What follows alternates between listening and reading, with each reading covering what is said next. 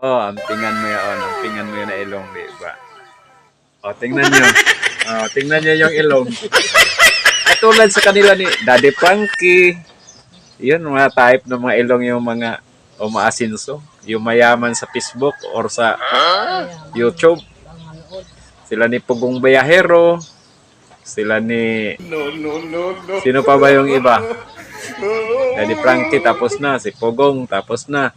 Sa mga babae, si ano? Si Jessa. Si Jisa. Oh, yan.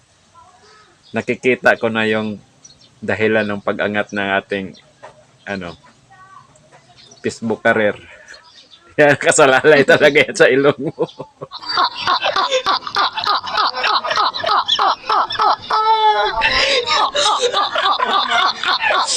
Kaya na ilang ganun. Ingat-ingatan mo yung ilong mo. Mamahalin yan. Di lang natin napansin. Polis tatay ko. Patangusin mo naman.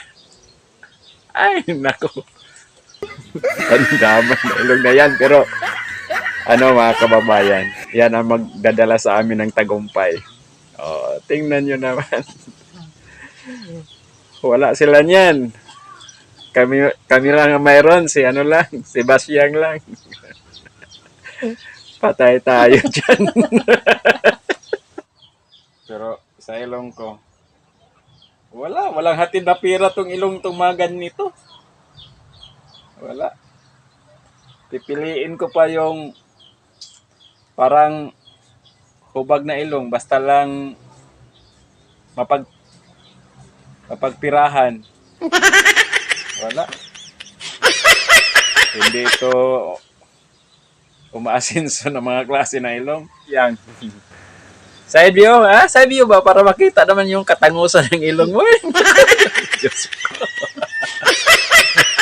Wala talagang kaipik-ipik na ilong to.